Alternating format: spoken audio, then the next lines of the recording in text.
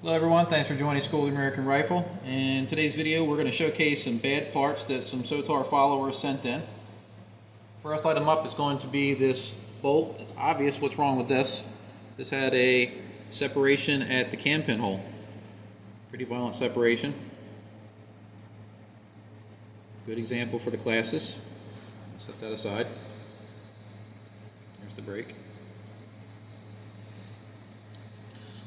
Next item is a 9mm blowback AR15 barrel. It's a shorty. I think this is somewhere in the range of 4 or 4.5 inches. But the problem with this one is it has a case head separation in the chamber.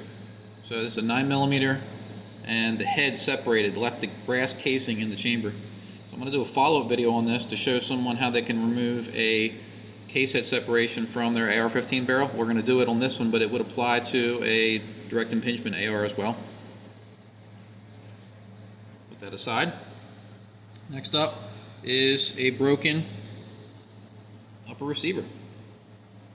And this is something that can happen by using the wrong tool. If you have a barrel nut that's seized, or if you have a muzzle device that's seized up and you use the wrong type of tool, you can break the upper receiver or you can damage the index pin, which I'll show on this barrel right here. That's your index pin right there. That can actually shear off, depending on the type of upper receiver fixture or barreling jig that you use. So I'll do a follow-up video on this, but really good teaching piece. Next up is going to be a Colt SOCOM barrel. This was an attempt to remove the front sight base. I hit it with a grinder, tried to peel the front lug of the front sight base off. You can see where they hit it with a brass hammer, tried to remove it. They were somewhat successful by doing this until they ground into the barrel. Now this barrel passed all the gauging, so it's not an unsafe barrel, it's just cosmetically nasty right here. So you could reuse this barrel if you remove this without incident, without any further incident that is. Put a low profile gas block on it. We're not going to do that, but I am going to attempt to remove the beat up taper pins, and this is why it wouldn't come off. If you look very close, you can see that the taper pins are all banged and mushroomed over. This is a pretty common problem when you're trying to deal with working with taper pins on the AR. If you don't hit them with the right tools, with the right amount of force and the right fixture, they'll mushroom out. And then the other one right here is the same way. And this is the one we have to get out to get this front sight base off. It's completely flattened out. So we're going to give this a go in a separate video. But it's a good teaching barrel. I'm not going to fix this. I'm just going to try to remove that for educational purposes in a follow-up video. But good barrel for classes. Next up is a nickel boron bolt carrier group. This bolt carrier group would not cycle in any AR that the owner tried this in. So the bolt is not the problem. He took just the carrier and moved it from every gun that he had that ran, and it would stop running. So what we're going to do is a follow-up video on just this with some diagnosis. We're going to use some gauges. I have some over here to the left. We're going to use some gauges on it. We're going to go through the process, some of the processes that we use at School of the American Rifle to check out a bolt carrier or a bolt, see if we can determine why this is happening on this instead of just guessing. So we'll do a follow-up video on that. And then last is this barrel here. And we still have the barrel nut installed. We still have the gas block installed. The pin for the gas block is removed. This was cut for a dowel pin,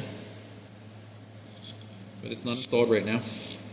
The barrel isn't bad on visual appearance. It's a short barrel that had a muzzle device pinned and welded. You can see right there, there's the weld and the pin that was ground down. So it doesn't look terrible. But the problem is when they drilled this pin, they actually drilled through into the bore with the pin job. So there is a hole in the barrel where it shouldn't be. So what I'm going to do is I'm going to use a Borescope because I'm not going to be able to capture this by pointing the barrel at the camera and show you. So what I'm going to do is I'm going to break out my Borescope and we're going to use the video monitor to capture what's on or what's in the barrel. So let me turn the camera on. Pull this back. I'm going to go into the barrel. We're going slowly. Let me get this in focus. There we go. There's the rifling.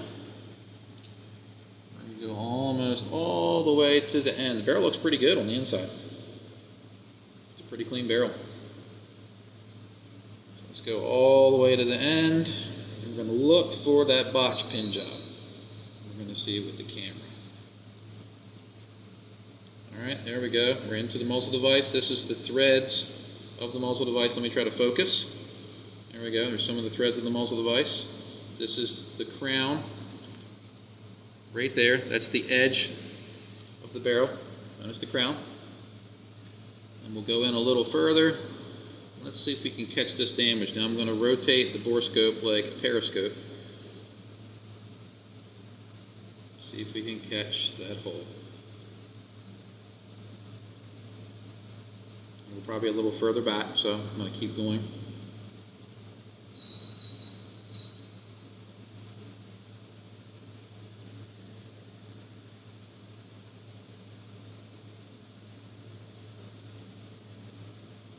And there it is. Look at that. So you can see where they actually drilled through, and it appears they tried to use something in the barrel to swage where it had rolled some material out of the way. There we go. Look at that. Beautiful. Well, not beautiful, but it's a good image. So there's the pin that went into the bore. Like I said, it looks like they swaged it out of the way. That is a botch pin job. So we're going to do a follow-up video on some of these components. Hope you found this video educational, and thanks for watching.